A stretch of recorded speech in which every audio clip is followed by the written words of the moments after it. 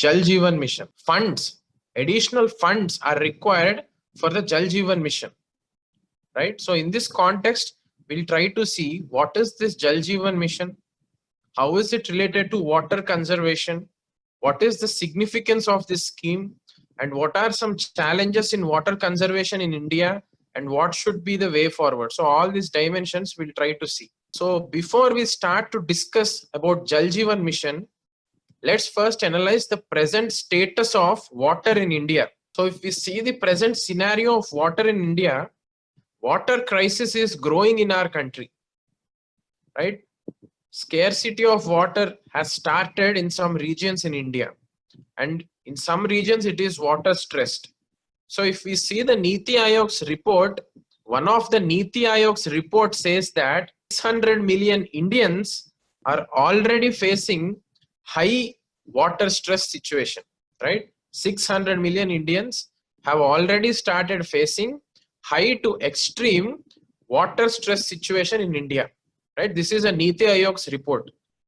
And also another study says by 2020, Delhi, Bangalore, Chennai and Hyderabad, by the end of 2020, they will be running out of groundwater and around 100 million people will be affected. So another study brings out this shocking fact that major metropolitan cities like Delhi, Bangalore, Chennai and Hyderabad, by the end of 2020, groundwater will be over in these cities and around 100 million people will be affected. This shows the seriousness of water stress situation in India. And also by 2050, another report says that by 2050, this water scarcity will lead to 6% loss to GDP, right? Economic losses are also there because of water scarcity. This is because if the abundant water is not available, industries won't flourish, right? Water is also an important input for manufacturing industries. If there is water scarcity, definitely that would lead to economic losses also, right? So this is another dimension, right? These are some of the facts and reports which I am telling, and you can straight away use this in your essays or in your GS answers, right? So these are some important report findings. So these findings, if we include in our answers, definitely they'll add value to our answers. Rather than simply saying water scarcity is there, if we say that by 2020 ending, major metropolitan cities will not be having groundwater, that will give a more strength to your answer, right? So in this light, another reason why India faces water stress is geographically, some regions in India are cursed. There are some regions in India where water scarcity is there even from the beginning. For example, if we see Deccan interior regions like parts of Karnataka, parts of Telangana, and some parts of Maharashtra and Madhya Pradesh also, these are hugely water scarce areas. Rainfall is very less, and trees are not also there that much in those areas, so water conservation is also not there. Severe droughts will be happening, right? So some regions, even before human intervention was there, even from the beginning itself, geographically they are cursed, right? That type of scenario is also there in India. And if we see some regions in Tamil Nadu, Rajasthan, Uttar Pradesh and Telangana are severely water stressed, right? Rajasthan, we know it's a desert region. Some parts of Tamil Nadu also. And if we take the state of Uttar Pradesh, because of exploiting groundwater so much for agriculture, water scarcity has started in Uttar Pradesh, right? So that is there. And even in Telangana, some regions fall in the Deccan interior region where droughts are very much high.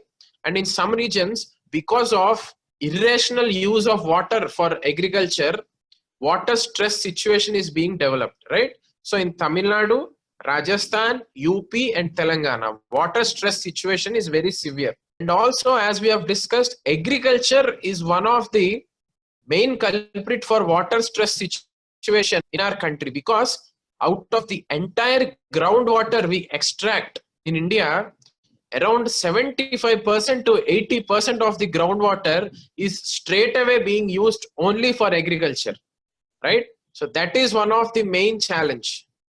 So these are some shocking facts about the present scenario of water status in India. And also if we see, another interesting finding is India has 16% of the world's population, right? India has around 16 to 18% of the world's population, but only 4% of the freshwater resources. We have around 16% of the global population, but we have only 4% of the freshwater resources in the world, right? So now this shows how carefully we have to use the water as a resource in our country. But unfortunately, because of over exploitation of the water and also deteriorating water quality, we are seeing water stress situation in our country, right? So these are some important statistics which actually bring out or which clearly express the state of water stress situation in our country. Now, before we discuss about the scheme, we have to know the difference between what is water stress situation and what is water scarce situation, right? Is India a water stressed country or water scarce country? These terms are usually used interchangeably, but these two words are not the same, right? These two words have different meanings. Now, going by the definition, water stressed situation means per capita availability of water, that means per person availability of water is less than 1700 meter cube, right? This is called water stressed situation. Per capita water availability is less than 1700 meter cube. What is water scarce situation? Water scarce situation means per capita water availability is less than 1000 meter cube. And absolute water scarcity means per capita water availability is less than 500 meter cube, right? So these are three definitions. What is water stressed, what is water scarce, and absolute water scarce. So these definitions are usually followed globally. So seeing by this global definition, India is a water stressed country, right? India is a water stressed country. That means per capita availability of water is below 1700 meter cube. But gradually it is turning into water scarce country.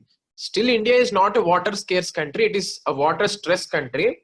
But Niti Ayog's report says around 820 million people of India are receiving per capita water availability less than 1000 meter cube. That means water scarce situation. So water scarce situation, Niti Ayog says around 820 million people in India are facing it, right? So this tells India is shifting from water stress situation to water scarce situation. Now this clearly says that water conservation and sustainable use of water is very much important in India. So in this light, in this direction, one of the significant step taken by the government is this Jal Jeevan mission, right? So that's why the government has brought this Jal Jeevan mission. What is this Jal Jeevan mission? This Jal Jeevan's mission's overall objective is to provide piped water supply to all the rural households by 2024, right? This is the overall objective.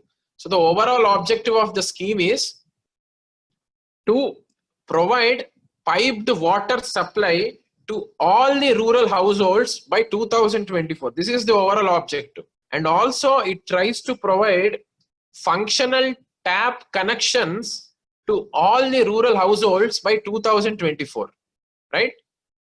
So these are the broad objectives. Now, if we see the present scenario in rural areas, only 18% of the rural households have this pipe connections. Only 18% in the rural India have access to piped water supply. The other 82% of the rural India still manually fetches water from wells and other sources. And few don't even have access to water, right? So this is the present scenario. To stop this and ensure access to piped water supply for all rural households, this Jal Jeevan mission was brought. So now some important features in this scheme are This scheme is unique in the sense it goes for a integrated demand side and supply side management of water. Integrated demand side and supply side water management. What is demand side? But that means water demand, how to control water demand, how to reduce water demand, how to use water efficiently. All these efforts come under demand side. What is supply side? How to increase water availability, how to conserve water, how to store the rainwater, how to improve the water supply. All these come under supply side, right?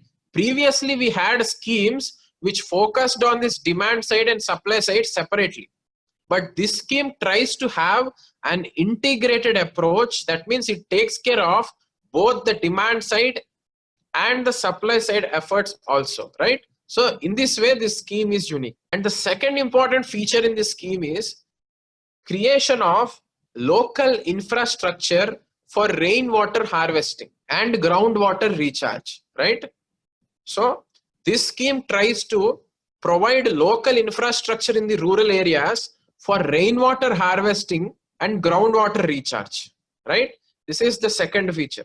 Third feature is, so the local infrastructure for rainwater harvesting is a supply side effort by the government. Now coming to the demand side, it tries to promote sustainable water practices, using water efficiently, reusing the water, and using grey water. That means the wastewater which comes out of the household, using that grey water in the agricultural fields. These are some of the ways how the government is trying to promote sustainable water practices through this scheme, right? This is a demand side intervention.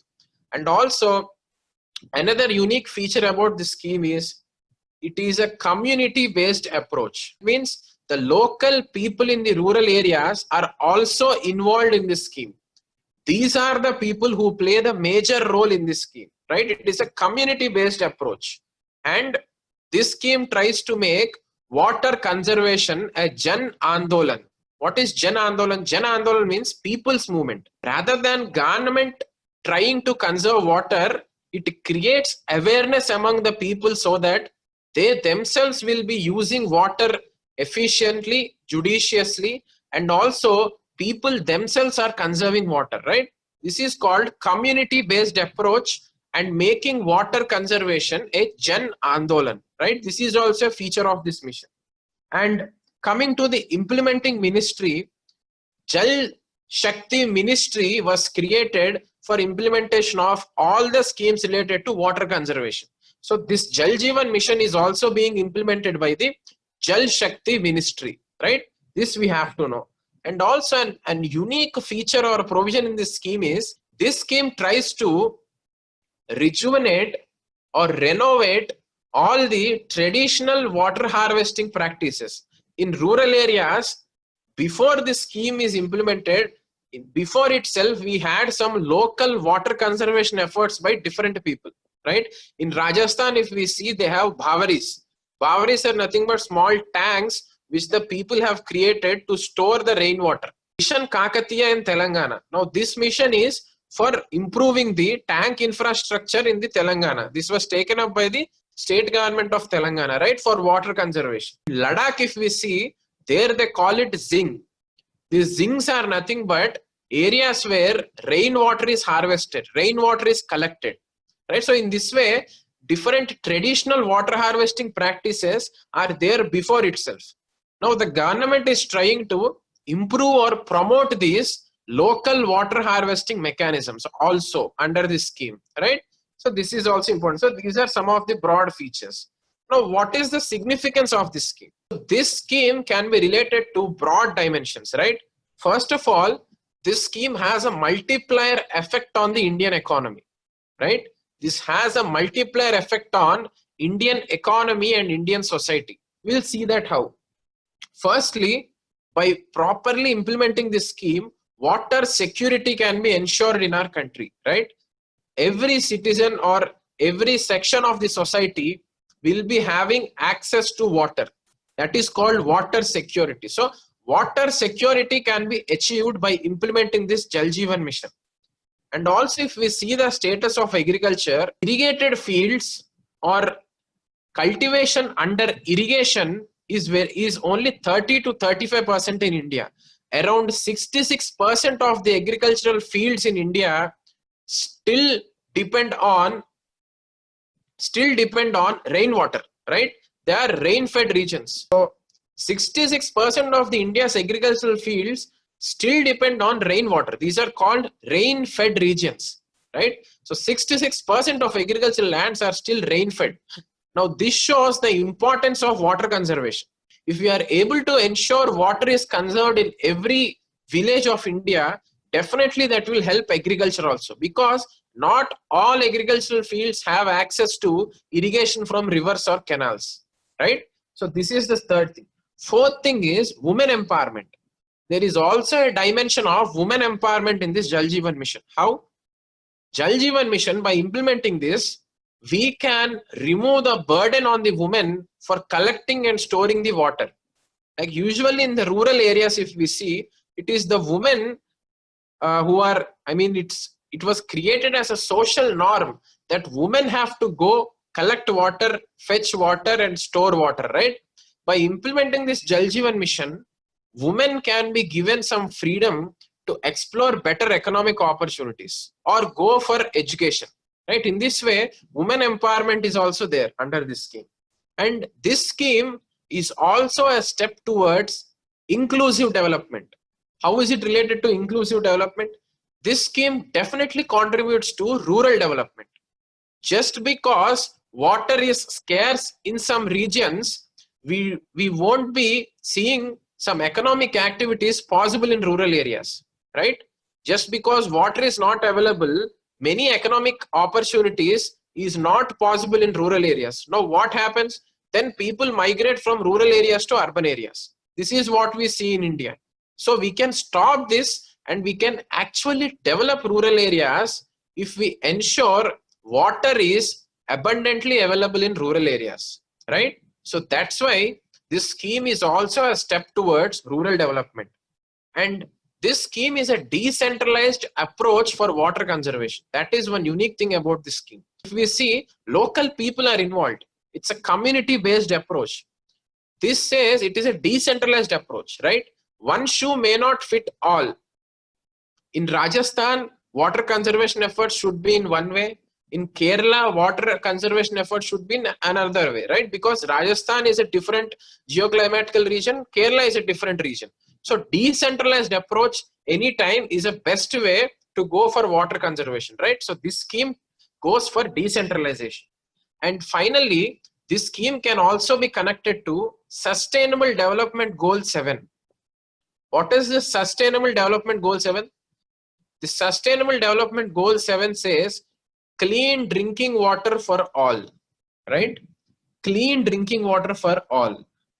So this Jal Jeevan mission is definitely a step towards achieving Sustainable Development Goal 7, right? So these are some important significances of this mission. Now there are some challenges also.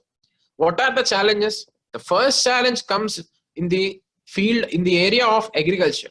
So agriculture, if we see in India, mostly water intensive crops like rice, sugarcane are being grown in India more. Water intensive crops means those crops which require huge amounts of water for cultivation, right?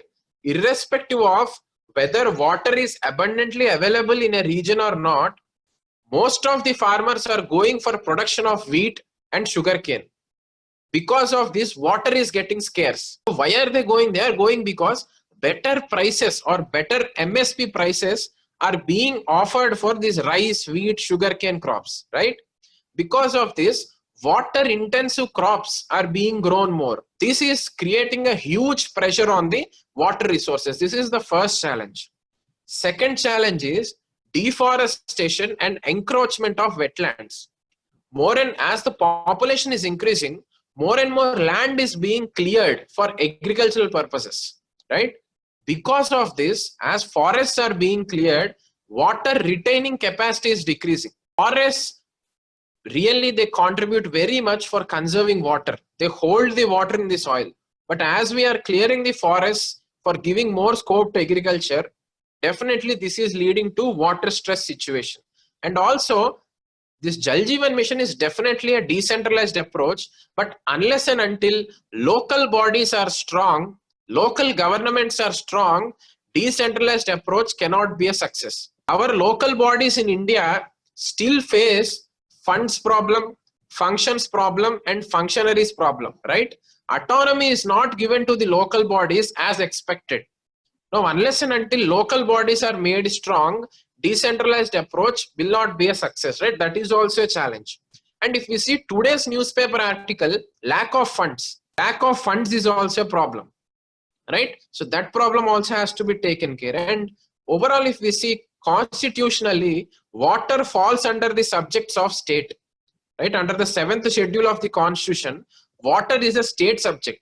That means state governments have more power and more say on the water. So though central government comes up with many important schemes, political will of the state governments is also very much required for making water conservation efforts possible, right? That is also a challenge.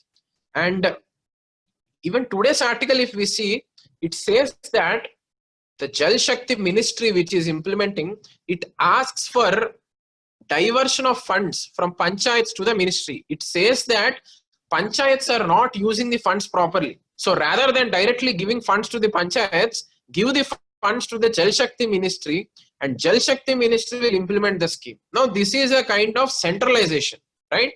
This is also a challenge to this Jal Jeevan mission. So these are some of the challenges. So what should be the way forward? The way forward should be, first thing is sustainable urbanization should be there. Urban areas are no doubt the growth engines of the country. They definitely contribute to the economy. But urban areas are leading to water stress situations also. We are seeing a huge water crisis in Chennai city every year because urbanization is not sustainable, right? So sustainable urbanization has to be there. That is the first thing. Second thing is crop diversification has to be there. That means rather than all the farmers going for rice and wheat, we have to encourage farmers to grow pulses, millets, oil seeds, and other crops which are less water consuming, right? They depend on water less, but these products are also equally important in terms of nutrition.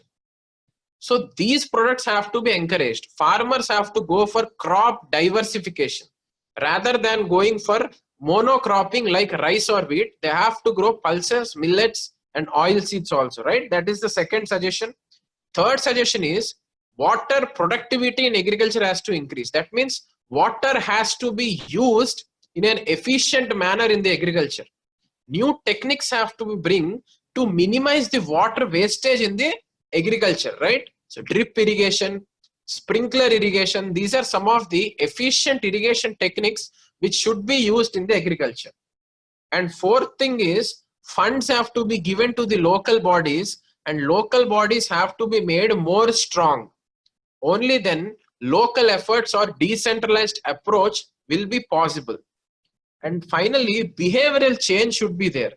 Awareness have to be generated among the people as much as possible. Bad consumerism has to be discouraged, right? Efficient water practices have to be inculcated in the people. So these are some of the suggestions. So overall, if we see, definitely with people's active involvement in water conservation, we can definitely bring a change. If we see the scenario of a success story, there is a village in Maharashtra called Ralegaon Siddhi. Right, there is a village in Maharashtra. This Ralegaon Siddhi village was initially a very drought-prone city, drought-prone village. Right, so huge drought was there. People were leaving this village and going to urban areas for opportunities. They were not able to live in these villages.